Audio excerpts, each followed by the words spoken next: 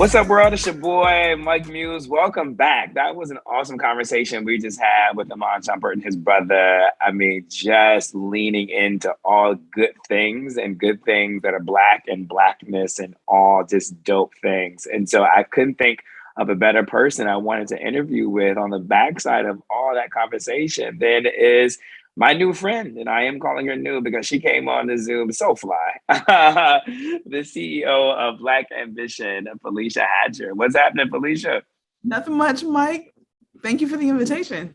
Oh my God, I'm so glad that you are here because Felecia, audience, Felecia is doing some incredible things around entrepreneurship, founder, startup life, changing the narrative, making sure individuals have access to capital, which ultimately will turn to wealth creation, wealth generation, legacy building, futurism, all the good things is Felecia Hatcher and Black Ambition. And so I am super excited to have you, Felecia.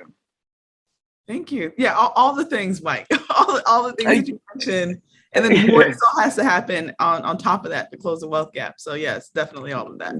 Yeah, as an audience, Felicia's here to talk about Black Ambition. They have this incredible grand prize of up to $1 million that can be awarded to startup and to founders to really do exactly that. And audience, you know, I talk about this all the time. Is my background is entrepreneurship, it is founders. Audience, I talk to you all the time about when I was appointed as President Obama's My Brother's Keeper ambassador, really focusing on Black and brown males and entrepreneurship, and then the appointment of the United States Small Business Administration, really focusing on how to prepare the new backbone of our economy, which is millennial entrepreneurs, and how to get the government, financial institutions, academic institutions prepared to switch that narrative. And so this is why I'm excited to have Felecia on audio, because she is doing that. Her organization, along with the incredible founders, Pharrell and the late, great Virgil Abloh, have created this fund and this foundation to do what others are just afraid of and just are not doing. So talk about stepping up to the plate. That is what Black Ambition is doing. It's stepping up to the plate.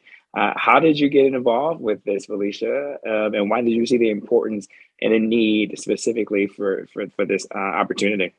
Yeah, I mean, I've been an entrepreneur myself. I was an entrepreneur for 12 years, right? And prior to that, dabbled in things and then was raised by an entrepreneur. And so knowing that, I think, you know, in order to really create wealth and knowing that wealth has a need for speed, I don't know another vehicle fast enough than making sure that we're creating entrepreneurial pathways for Black and Latinx entrepreneurs, but then also making sure that like that pathway is uninterrupted, because we know so many things that have interrupted our people throughout our entire lifetime here in the United States, like racism, right? Bias in funding, redlining. Like I can go on and on, all the things that have literally interrupted our pathway of just being able to do the things that we want to do and build the things. But we also know our people are builders, right? We built this country literally, and we build companies every single day. But unfortunately, those companies aren't always matched with or met with the respectable amount of funding, because the funding is out there, right? And we've seen really big announcements coming after the murder of George Floyd, but the respectable amount of funding so that these companies have the luxury to innovate and have the financial runway to really be able to build something at scale, that's still lacking. And then the right type of resources, right? Not just, and mentors are great, right? And we need them on both ends. We provide them on both ends with Black Ambition, but not just mentors that can say, you know what, Mike, you did a good job. Cool, keep going. Like, no, you need mentors that can tell you when you've messed up, when you're doing it right, but more than anything, when they pick up the phone, they're leveraging their relationships and their reputation to truly open the doors for you. And we've seen that with Black Ambition. And so, we fund entrepreneurs with check sizes ranging from 25K to 1 million. Last year, we invested in 34 companies, with the top prize winner being Logistics, a really amazing company out of Detroit, with a construction SaaS company, third generation in the construction space. And Justin and his team said, like, we don't necessarily want to be out like in the field, right? Like, or building homes and like building businesses. There has to be a better, more efficient way to be able to do this and solve this problem. And they married technology with that. and we funded them at $1 million. They just closed a $6 million seed round. And Justin is one of those people who will tell you, like, he was like, I would have paid for the Black Ambition experience if I could have, right? With $1 million, nice, right? But that's a testament to just what it really truly means to build an environment for Black and Latinx entrepreneurs that's a little bit more of a holistic approach, supporting like the entire and whole entrepreneur, and then really creating like a magnetic force for the resources that they need to build thriving companies. I love all that you said. There's so many great nuggets that you dropped in there, and you were flowing, and I didn't want to interrupt you. But one thing I want to pick up on, and shout out to Justin and that team in third generation um, uh, contractors and real estate. It was a construction development company, I think you said. Yeah. Construction. I'm from Michigan, so shout out to that, from Lansing, Michigan. So Team Detroit all day. You mentioned respectable funding. Talk to us about a little bit what you mean by respectable funding. I really want to pull that out a little bit more. Yeah, I think there is this, and I'm in the nonprofit space, right? But there's this kind of charitable nature to funding Black and Latinx entrepreneurs that can be a little bit problematic, because it's just like, here's $500 and you better be happy with that. Although what I really need is $5 million, right? Like the $500 is great, but it's not going to do anything for me. We should be respecting an ROI from our investments into Black and Latinx entrepreneurs. One, because they can produce it.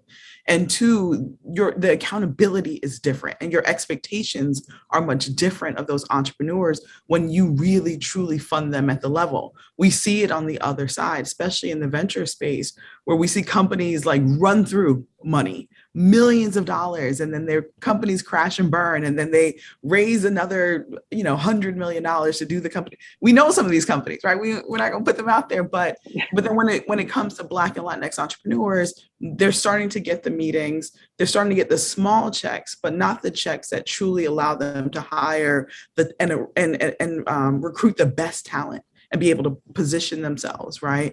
Not being able to fight those supply chain logistics issues that requires a lot of capital. We have companies that we invested in the hardware space. 1,000 or even 10,000 is not going to really move the needle for them, but they need real capital and real expectations. And what we've seen is when we fund these companies at a high level, they return at a really high level. Studies have literally shown that Black and Latinx companies are more responsible with the funding and they produce outsized returns. They're just not even getting that funding part in order to really show what they can do. We've always produced something out of nothing. That is our nature, but that shouldn't be the requirement in this space. They need the right funding. And then of course they need everything else that comes along with that. There's so many different elements I want to talk to you about that's coming to me right now, because you're really highlighting so many amazing things. The size, the respectability of the funding. I'm actually even now thinking about, like you mentioned supply thing. I was thinking, like, where are the bottlenecks? Because before it was difficult just to be able to get out of a seed round or even to be able to do pre-seed, right? And so that was a challenge. And it was a challenge even getting the meetings or even getting into the door. And so to your point, now we are able to get the meetings, we're getting into the doors. I'm curious about Black and Latinx founders with making the ask. Where is that shift happening? Do you see a shift happening where we're just so thankful to get the meetings, so whatever you give us, we're good, right? Because there's something about, you said, the audacity that some of these white founders have, like they will fail and then they fail up, right? And then they get bigger investments and then they'll fail again. And then they'll just get more rounds of investments with ease. But for us, a lot of this, we're so new to this founder space, right? As a collective, right? Even the terminology, right? From entrepreneur just to founders, right? So the terminology is even shifting. Is that, are we going in now with the expectation that we can close a $6 million round in seed, or are we still at the space of, we're so thankful to be here? So, or do we need to focus on shifting that narrative too as well? Yeah, there's a combination of all of that happening, right? And so I think that's why like incubators and accelerators are so important, because they teach you the language of wealth. It teaches you proximity to power and what to do with it. A lot of the entrepreneurs, even in this past year of running the program, we saw a lot of that, right? Like, we're Black ambition, but we're not always seeing the ambition when it gets to the meeting. Some of that is imposter syndrome. a lot of that is that oftentimes we just haven't healed the toxic relationship that Black and Latinx entrepreneurs have with money. The way that we grew up, the scarcity, not having it, not fully understanding our value, right? Not fully understanding what we've built until something has been stolen. And so one of the things that we added in our program that we thought was really important was we added therapists and like mental health and wellness support for our founders. I don't know how you build an entrepreneurship program coming out of the pandemic and post the murder of George Floyd without making sure that like our entrepreneurs have the mental fortitude to keep going, the mental fortitude to like keep getting the no's until they finally get to yes. And I think people rattle that like get as many no's as possible, but like that's hard to wake up every single day. I know that I've raised venture funding and it was crazy for us. And so that part is really important, right? We think of all the predatory things from a financial standpoint that have happened in our communities. I remember when a VC approached me and my husband when we were running a food company. My dad has been an entrepreneur for 30 years. And I was like, they want to invest into our food business and it's almost $1 million. And the first thing that my dad said is like, is that a scam?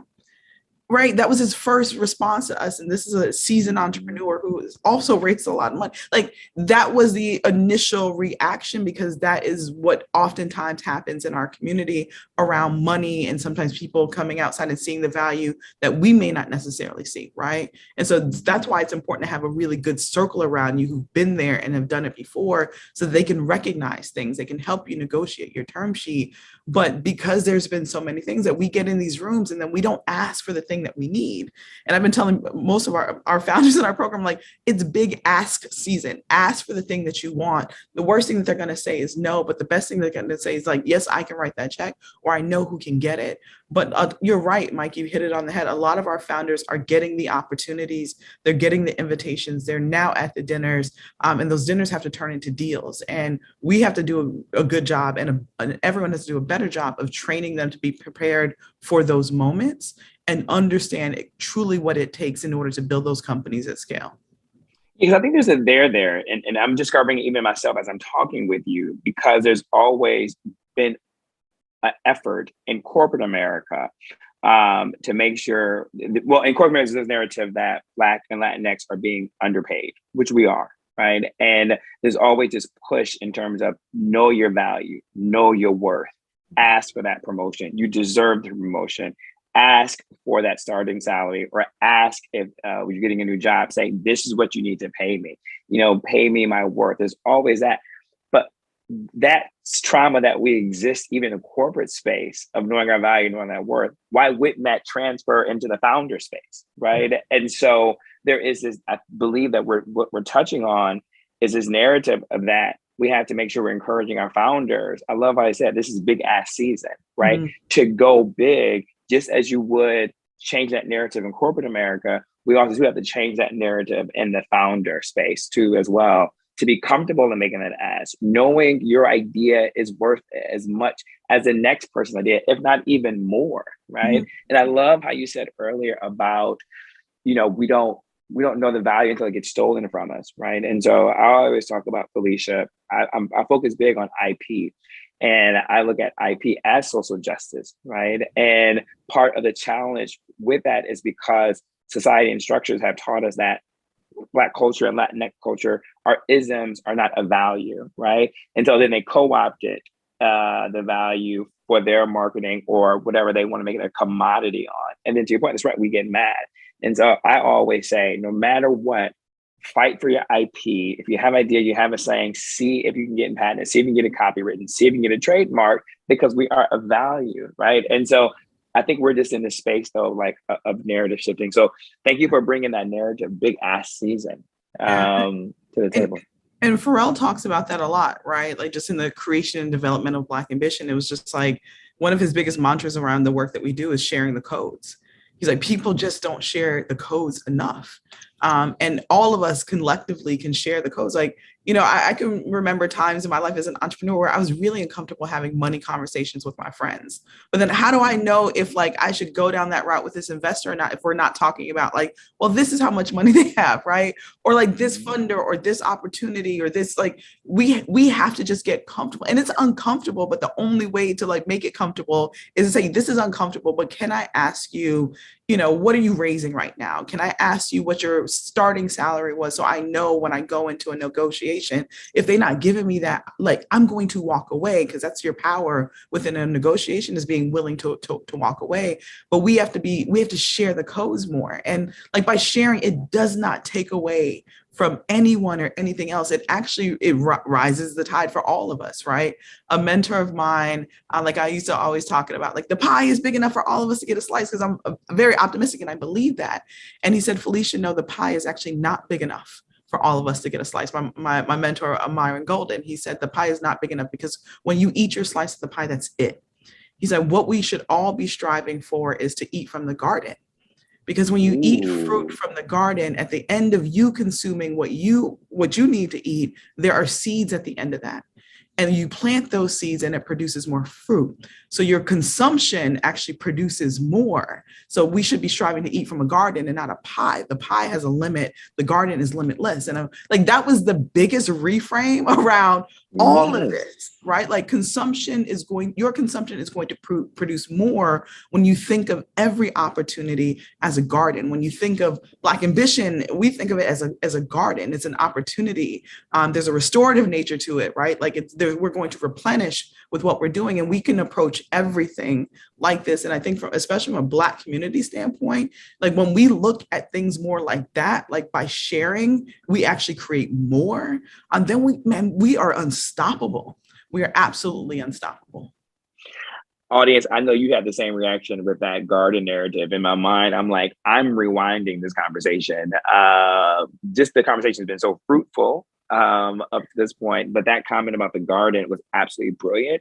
That just changed my mindset on so many things too, as well, because that is what the system and circle of life is all about, right? And so it's just kind of just adding on to that.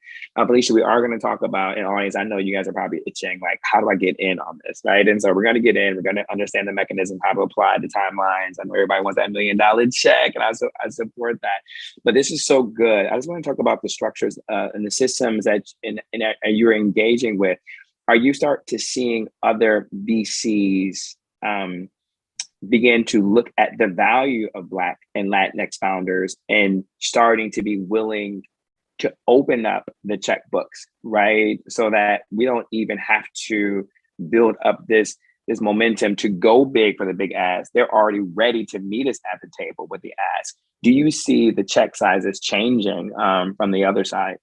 Yeah, well? So I have seen a shift, right? And I would be remiss to say that I haven't seen it, because I have seen it. Are we seeing it as much as we think we should see at this point? Absolutely not. But I'm definitely seeing it. I'm seeing more investors, especially investors that don't look like us, starting to better realize that like our culture is an asset. So like our entrepreneurs aren't spending days and weeks and months and meetings upon meetings trying to explain the market potential of like the Black and brown community, right? Like we're literally the global majority. And only thing, right? And it was like, Felecia, that I'm trying not to talk when you talk because I don't want to mess up the camera, so it's shift to you. But like, I just had like that. Yeah. But there might be the other part that I don't think is getting enough conversation or attention is like just the rise of Black funds, right? And I saw corporations and foundations start funding funds so that more of us are actually like investors. And so that shift has started to happen as well, definitely within the last 2 years, which is positive. But then there's things that we can do in our communities, right? I think we used to joke in my old organization, Center for Black Innovation, like, what happens when your friends and family can only give you a round of applause and like not a round of funding? Like, what do you do? But what do you do is like, we have pockets of wealth throughout our communities and across the nation, but we dismiss and we use generalized terms of saying Black people don't have money or brown people don't have money. They need to be approached as investors, just like you would approach like an institutional investor. We are seeing entrepreneurs being able to raise their friends and family round. Maybe it's not $500,000 or $1 million, but $100,000 to give you that initial runway goes a really long way. And Justin from our $1 million prize, when I talked about like how he was able to pitch his family during a Thanksgiving dinner and raise $100,000. we can do things to make sure that we train more high net worth individuals in our communities to become accredited angel investors. That's taking them along, that's taking people in our communities that are in the healthcare industry or in the legal industry, and these are some of the highest paid spaces or industries in our space, like, and helping them become accredited angel investors so that there's more capital in our communities for those initial investments and those initial checks. Like, there's work that we can do on an individual basis in order to increase the number of investors at the early stage that look like us, and then getting them to be better advocates for the resources that come to them that ultimately can really benefit the startup and entrepreneurial space as well. So you were just blowing my mind a little bit with the thought process, and even you're helping me uncover some of my blind spots, right? Because what you're addressing now is a holistic approach to eliminating that gap of funding that we have for Black and Latinx founders. Even in my advocacy, I've always been about, we need to make sure that we have access to capital. We need to make sure we have the ability to do it. We need to make sure we have the ability to raise. Our product, our mind, our IP is of value. It's always about encouraging founders to make that step, get off of the couch, go big, right? So all those different things, changing the system, breaking up the structures, seeing how government can get involved. So I've always been looking at it from all those areas and aspects of advocacy, but I never even looked at it from the perspective of changing the mindset and advocating within our community, right? Within our own, and do the narrative shifting there about being an accredited angel investor, recognizing that we do have money even in our community, and not to be afraid to ask and approach those individuals, making sure our individuals who have high net worth or some type of wealth can assemble their own fund and pool in together. I always talk, and so as amazed how the blind spots are being removed, I always talk about criminal justice from a holistic point of view. I'm like, no, it's just not about the police officer in the community, right? And the DA and the judge, it is, but it's also about school, education. Why is there high crime in certain areas? Well, take me to the unemployment rate. What is the graduation rate? What is the housing, market looking like in these communities? Those are the holistic. I never looked at the funding space holistically, right? To even talk to our community about it. Because Felecia, I have so many friends, and you do as well, who are like in the private equity space, right? And work for these, really great financial firms on Wall Street. Now, I always would talk to them like, you guys are so pressed to become managing director of these firms, right? Like, get your MD if that's what you want. But what if y'all came together and pooled and got your own PE firm? There's so many white boys on Wall Street who have private equity firms. You know this as well. I'm just like, there's so many Black brothers and sisters and Latinx brothers and sisters on Wall Street that they can pull these firms together. And so you just hit the nail on the money to illuminate that space. Yeah. We've always funded our own projects and companies in our communities, right? Like, I always joke with, like, we pass a plate every Sunday in the Black church to fund like the roof campaign and the scholarship campaign and this, and like, that's the same utility as like a Kickstarter or Indiegogo or any of these like massive crowdfunding platforms that have raised millions of dollars. The utility is the exact same thing, right? You have a big financial hole and like peer-to-peer, whoever can do 5 here, 10 here, 1,000 there, and you come together for this common cause, right? Throughout the Caribbean, it's called Partner. Throughout the continent of Africa, for literally generations, it's been called Susu. So like, these things are not new to us. It's how we've always pulled together in order to fund things, to create our own banks, essentially, right? And so equity crowdfunding is something that you're seeing like a lot of really amazing like Black founders and Latinx founders do really well in. Dawn Dixon has raised millions of dollars, right? Angela Benton has raised millions of dollars. You have Max Tuckman with Caribou, who I think was one of the first Latinas to raise over $1 million in equity crowdfunding. And so all these instruments are here for us to be able to fund our thing, but we have to believe in our ideas, right? And so, when we were talking about like, the ideas are here, they're in our community, we create the vibe and the excitement, and then they're stolen. But how many times did people probably laugh at people doing Partner or Susu, right? Or I always tell people about like the utility of Uber Pool. You remember Uber Pool? They had it for a Yes. few years. Yeah. Like, that there's just strangers piling into a vehicle, paying a fraction of what they would normally pay to go from point A to point B. But that's no different than the jitney taxi, the Judah taxi. In Haiti is called tap tap. Like I can keep going and how like we literally solve massive transportation infrastructure issues in our communities with like these neighborhood vehicles that could take us around for a fraction of the cost. That is the exact same utility of Uber Pool. And so on one end you have multi-billion-dollar companies, and on the other hand you have the jitney and the Judah taxi that some people are like, I'm not riding that, like ha, like that thing's, but like it solved the same exact problem. And so we can't laugh at these things and call them hood and call them ghetto. Like every idea starts somewhere, but we need the belief, right? Because oftentimes it's not another skill set or tool set, it's a mindset shift. Mm-hmm. And then on the other end of that, we need the funding, because if you're solving that problem with a Judah taxi or a jitney taxi in Overtown or Little Haiti of Miami or in Harlem, that problem exists globally. And so we're literally solving and coming up with the ideas that have global impact. We just have to look at it as like, it also then has a global marketplace. And if we can talk about it as a global marketplace, then there's a valuation that can be high enough for it to receive the funding, for it to scale really, really fast. And those are some of the shifts in language and conversation and access that we really need to be having. Audience, that right there is it, because that is why I focus so hard on IP, right? And the importance of that and the narrative switching of like putting value on our culture, our isms, our slang, our style, our fashion, whatever we say can be a value. It can be a commodity, I think. And that was just a great illustration of that example of the jitneys and dollar vans, right, in the outer boroughs and the Bronx and Brooklyn, where what we would laugh at that, but all of a sudden Uber Pool, began to do that. That's a great example of what we're talking about and how we don't see what we can have as a value. But then once it gets into the white space, all of a sudden it's dope. We trust it, and now we're willing to pay for that ride share, riding in a car with strangers, right? And so this is exactly what we're talking about. But also too, it's that mindset of recognizing the value of us and the ingenuity of us, right? And our culture mindset.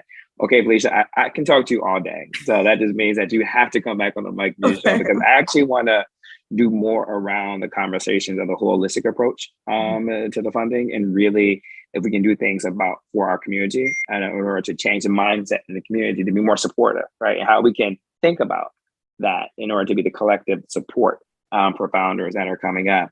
Talk to us about how Black Ambitions works for those who are interested in applying. So just in two phases. One, obviously we're going to talk about the competition, but just in general, the wraparound services that Black Ambition provides founders who are interested in becoming founders, willing to take that leap, wanting to take that leap. How can why would they want to go to Black Ambition? Absolutely, absolutely. And so, so Black Ambition, there's really kind of three components to Black Ambition. And so one is our national prize competition, where we invest in startup founders. And so early stage startup founders in 5 categories: healthcare, tech, consumer products and services, Web 3.0, and the media and entertainment. And Web 3 and media and entertainment are new for us this year. We invest anywhere from 25,000 all the way to 1 million in those companies. And then we take them through a 3-month cohort style mentorship program. And so they're matched with some of the coolest, dopest mentors. And I'm like, I need that person as a mentor, right? But you think about the fact that like 5 HBCU startups were mentored by Jonah Peretti, the founder of BuzzFeed, right? Yeah. Like imagine being a college student, your junior or sophomore year, and like that is your mentor that you meet with every single week for 5 months. Like that's the quality. Nuts. Right. And running a media company, right? Like that's the quality of the mentors and the resources. And then it's our job internally to like, if you need an introduction, right, that is our job to make it happen on the back end. And so our companies, one of our companies is getting ready to roll out in all the Marriott locations. And that started with a conversation with one of the mentors in our program. Two of the founders, their mentors actually invested in their company. Trend.io is one of those companies where they receive investment from their mentors. Another one of our companies getting ready to roll out to 250 Target locations. I can keep going, right? Quite a few. Wow. We invested a little over $3 million across the 34 companies last year. They've gone on to raise over $50 million in venture funding. And we're not even talking about a year out of the program yet, right? And so that's a testament to when you fund at a high level and then you match them with like almost like a matchstick of mentorship and resources. And what we've seen, and I think what our kind of our thesis is around this is like, give our people what they need from a business standpoint, and then get out their way, because they need it, and they don't need any other barrier that comes along when they start entering into new levels that have their name on it. And so being very smart and strategic about that support.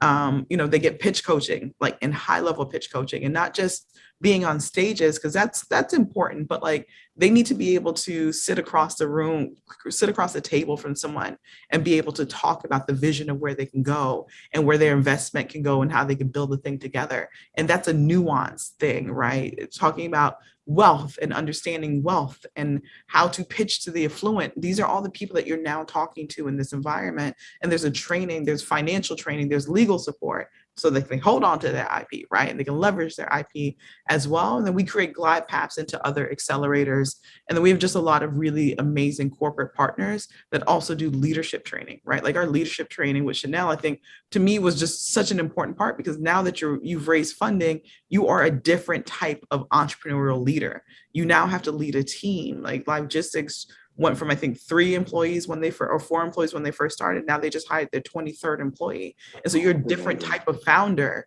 that needs different type of leadership skills. And we provide that training as a part of like the Black Ambition experience. And then our founder, Pharrell, holds fireside chats quarterly with all of our founders as well. And so they're able to kind of pick his brain. Although I hate the term pick, they get to borrow his brain. I know what you meant. Yeah. Get questions and get feedback on his creative process. And, he's an entrepreneur with many hats as well. And so that's always a treat. And then we always have really amazing special guests that do office hours.